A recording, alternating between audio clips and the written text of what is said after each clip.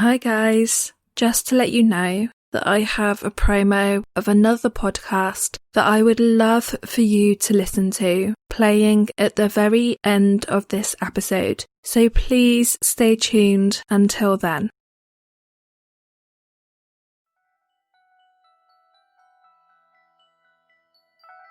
If you struggle to find great scary podcasts, or are tired of the same old scary stories told by commercial creators, then maybe Scary Time is for you.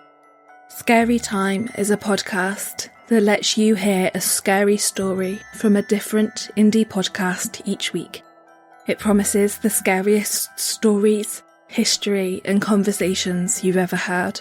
And according to the show description, each week, independent creators will tell you about the paranormal, ghosts, monsters, hauntings, creepy places, enchanted objects, aliens, and many more.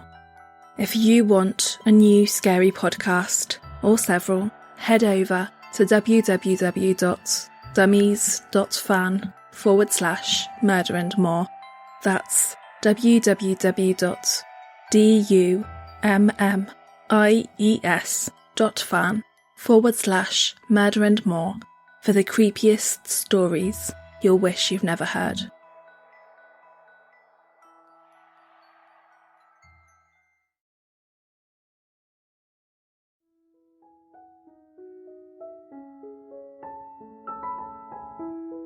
Hi M&Ms, welcome back to another episode of Murder and More. As always, I am your host, Kira.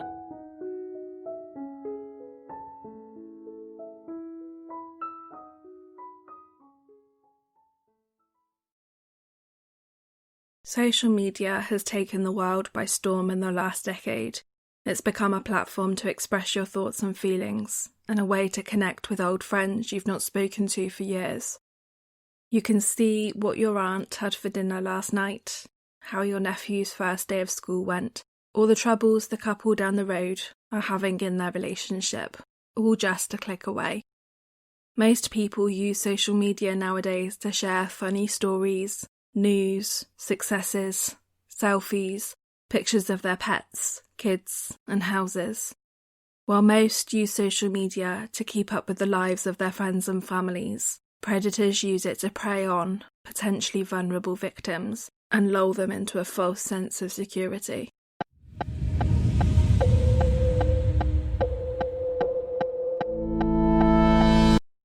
Catherine Wynter was a talented art student who was expected to graduate from a 2-year foundation degree at West Hertfordshire College in 2012, described by her mum, Joy, as a ray of sunshine, who was, quote, truly unique, one in a million, and irreplaceable, end quote.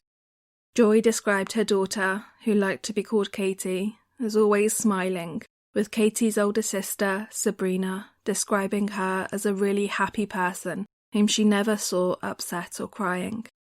Katie loved to spend time with her 3 closest friends, who spent so much time together. They were dubbed the 4 Musketeers. One of her childhood best friends, Amy, said Katie was a genuinely nice person who was very trusting and refused to see the bad in others. In the spring of 2011, Katie met Tony Bushby, an 18-year-old karate instructor and fellow art student at West Hertfordshire College. The pair had gone to the same primary school in Bournemouth, where they both grew up, with Tony being in the year below her. However, they had never interacted until this year. While the pair met at college, they shared no classes together, and friends don't recall ever seeing the pair together. The couple's relationship developed over Facebook, with fellow student Keen Min Voong stating, quote, she said she met Bushby on Facebook. She told us she loved him, but she seemed shy about it. I didn't get the impression she saw much of him. She contacted him primarily through Facebook, phone calls and texting. She would always say the relationship was fine if I asked, but she didn't talk about it much. She said she would meet him in this place in the forest in a clearing and just talk and kiss, end quote.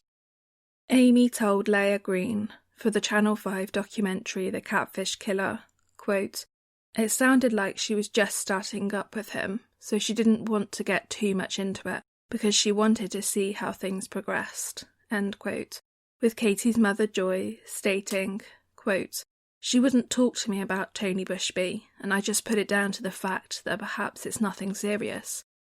I said to her, 'Who is this person?' And she said to me, 'He's a friend.' I said, 'Is he your boyfriend?' And she said to me, 'He's a boy and he's a friend," end quote. Joy and her eldest daughter, Sabrina, met Tony on only 2 occasions during the couple's relationship, and on both times they described him as behaving weirdly and aloof. Quote, "Sabrina took the day off work. The front door knocked and she opened the door to see Katie with Tony Bushby. She invited them in, and Tony Bushby came in and sat down, and she said she went upstairs, and by the time she'd got back, he'd already left without saying goodbye or anything like that. So she thought he was ill-mannered and didn't like him very much," end quote. Joy went on to describe the time she met Tony. Quote, "I was at home and I ran out of something in the house, so I decided to take a walk to the shops. I saw my daughter walking towards me with Tony Bushby, and Bushby walked ahead and stopped, turned around in a stern manner, and I thought, oh, isn't he rude? And I said to myself, there's something about this bloke that I do not like," end quote.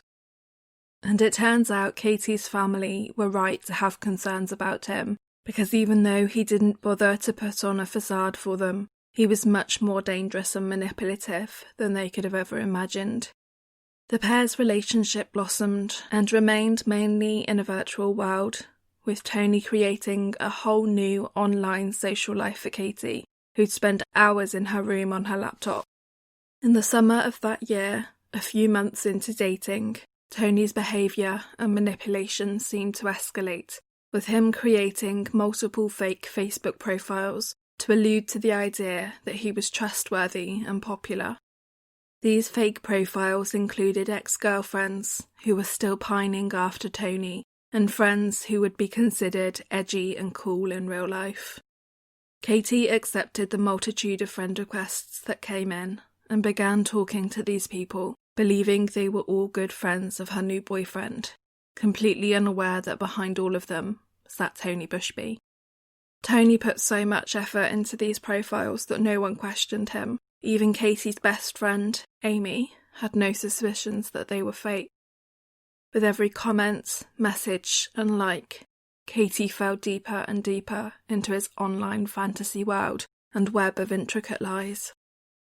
On the 23rd of December 2011, Katie received a Facebook message from one of Tony's fake ex-girlfriends, Cynthia, asking to meet up with her. Katie suggested a secluded area and some nearby woods where her and Tony would hang out, and headed there with Tony to meet up with Cynthia. Tony had saved his sister's old mobile number as Cynthia in his phone and taken along his sister's old phone with him that afternoon. This meant that if anyone had tracked the phone's locations, it would have placed Cynthia in the woods with Katie and not Tony, with the Facebook messages between Katie and Cynthia corroborating this. As it turns out, Cynthia never showed. However, Katie unknowingly escaped a much darker fate that afternoon, one that would very soon catch up with her. After an unusually warm Christmas, just 3 days after Cynthia failed to show up in the woods, on Boxing Day 2011, Katie agreed to babysit for her elder sister Sabrina, as she was spending the evening with her boyfriend and his parents. It's known that at roughly 9 p.m. that evening, Tony turned up to Sabrina's house, and despite Sabrina telling Katie to, quote, "lock the door and don't let anyone in," end quote, Katie nevertheless allowed Tony to enter the house. However, he wasn't there to talk or spend time with her, as his behaviour was about to escalate further than anyone could have ever imagined. As the evening grew darker and the hours ticked by, Joy and Sabrina became more and more concerned as they were unable to reach Katie, with multiple phone calls going unanswered. The last time anyone had spoken to her was roughly 7:30 that evening, just over an hour and a half before Tony arrived at the address. The following morning, at roughly 8 a.m. on the 27th of December, Joy arrived at Sabrina's house to check on her youngest daughter and stumbled upon a scene that no mother should ever have to encounter.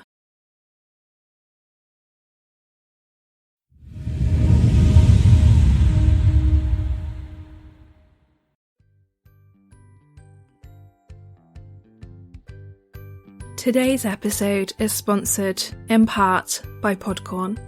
Podcorn is one of the easiest ways to monetize your podcast, whether you're big or small. Podcorn is a marketplace connecting podcasters with amazing sponsorship opportunities, such as host-read ads, interview segments, topical discussions, and more. With Podcorn, there is no middleman, and you retain full creative freedom. You set your own rates and collaborate with brands directly with no exclusivities. I love Podcorn and I can guarantee that you will too. Sign up today at podcorn.com to begin monetizing your podcast. That's podcorn.com,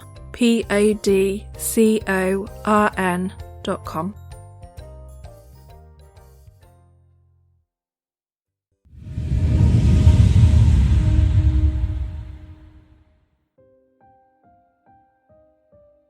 As Joy tentatively entered the house, Sabrina's two young children ran down the stairs, aged 3 and 4 at the time, shouting something she will never forget.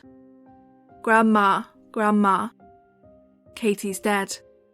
There, slumped against the fridge, was Katie's cold, lifeless body in a pool of her own blood.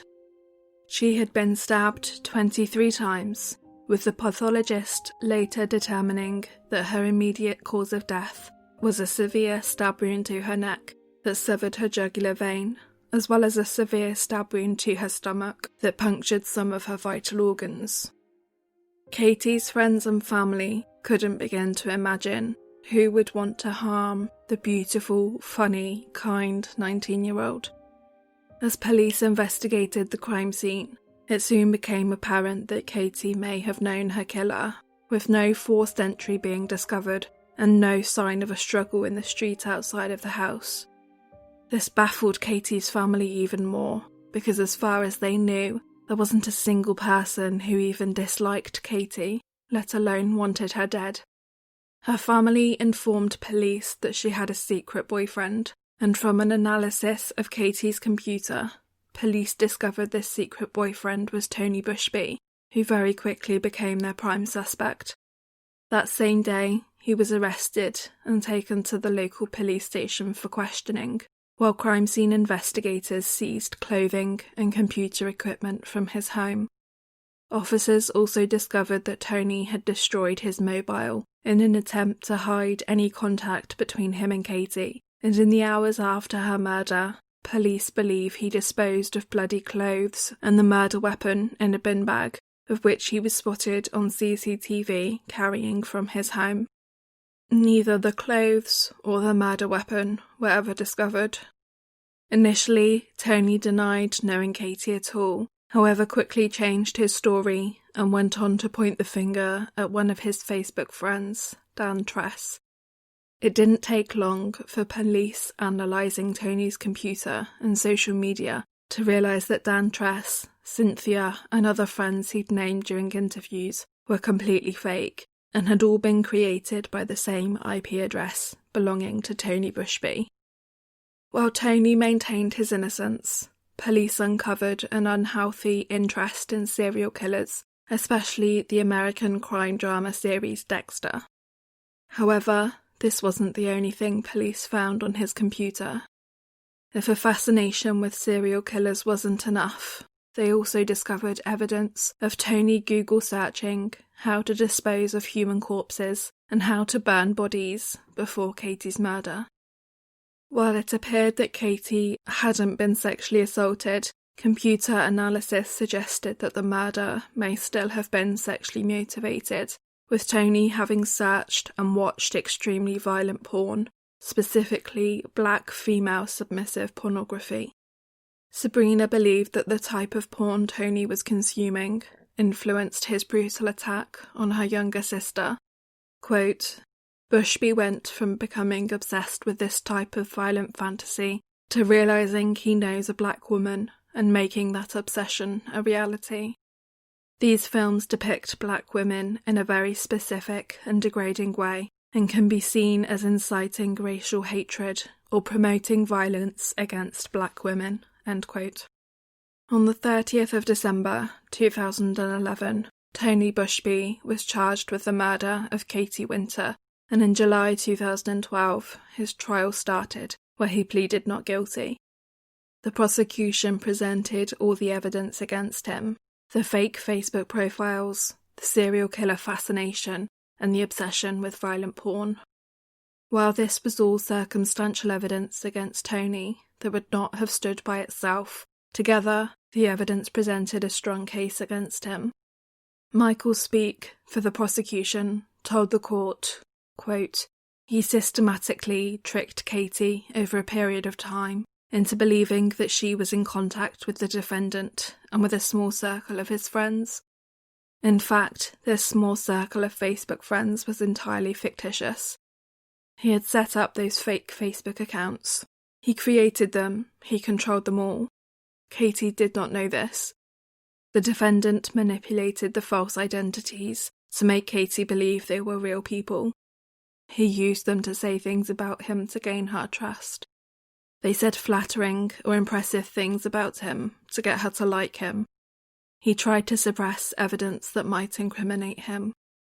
We will probably never know precisely why he murdered Katie. We will probably never know how far in advance he intended to kill her. End quote. All the evidence, combined with Tony's complete lack of emotion while giving his own evidence, led to the jury unanimously finding Tony Bushby guilty of the murder of Katie Wynter. In a victim impact statement, Joy said, quote, Christmas should be a peaceful, happy family time, but for me and my family, its meaning has changed forever, and we will never be able to celebrate it in the same way. End quote. The judge was satisfied that the murder was both premeditated and planned, and stated, quote, although there was no sexual assault, I am satisfied that your motive was a sexual one, and that you derived sexual excitement from inflicting those injuries upon her. You inflicted stab wounds to the top of each of her thighs. End quote. He then informed Tony that he believed he posed a very serious danger to women, before sentencing him to a minimum of 25 years at Her Majesty's pleasure. Tony Bushby will be 43 years old when he's eligible for parole. In a statement following the sentence, Katie's family stated, quote, Katie was a loving daughter, sister, and auntie, and we are all so very proud of her. The last few months have been unbearable. Losing her has left a hole in our lives, which can never be filled.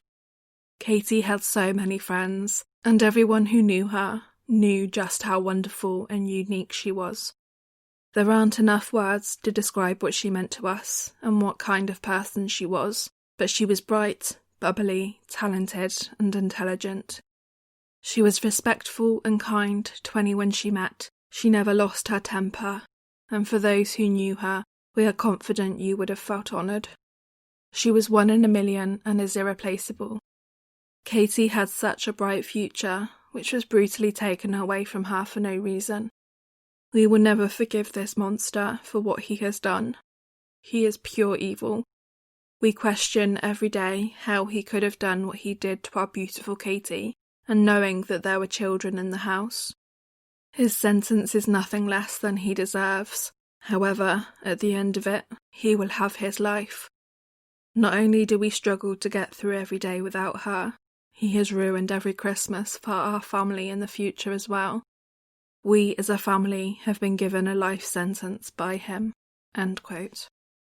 Social media is used by most people in a completely innocent manner. However, Katie's story serves to prove that you really can't trust anyone online, because even the people you think love you may have an ulterior motive.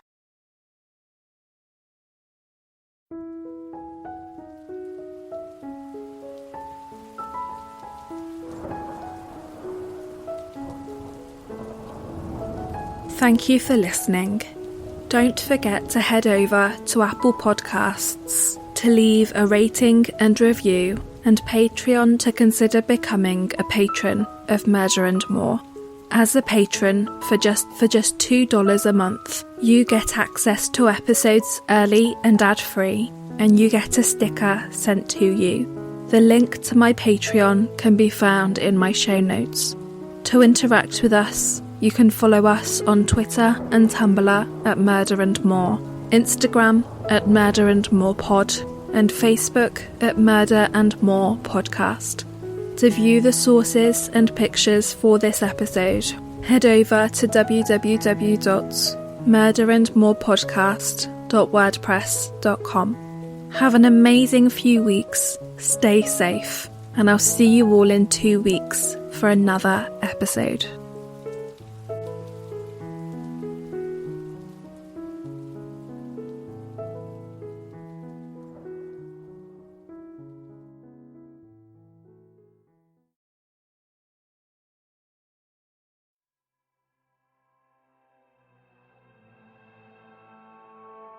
Shwmai ffrindiau, I'm Jolene and I'm the host of Hometown Homicide. I cover true crime cases from all over Wales, most of which have never been covered before on any other podcast. You may think that Wales is just a quiet little country attached to the side of England that's full of sheep, but you would be very wrong. Wales has many dark true stories of murder, missing people, and even serial killers that you've probably never heard of before. So far in Hometown Homicide, I've explored cases such as Harold Jones, a 15-year-old double murderer who may have gone on to become a very well-known serial killer in Hammersmith, and Mabel Leishon, an elderly woman murdered and mutilated in her own home by a teen with vampire fantasies. I also try to raise awareness for missing people across Wales that aren't getting the media coverage that they deserve anymore. Search Hometown Homicide on your favourite podcast platform to unravel a Welsh case with me every episode. You can also find me on Twitter at H_H podcast to keep up with episode releases and any other updates that I might have for you. I hope to see you guys soon, and until then, stay safe out there.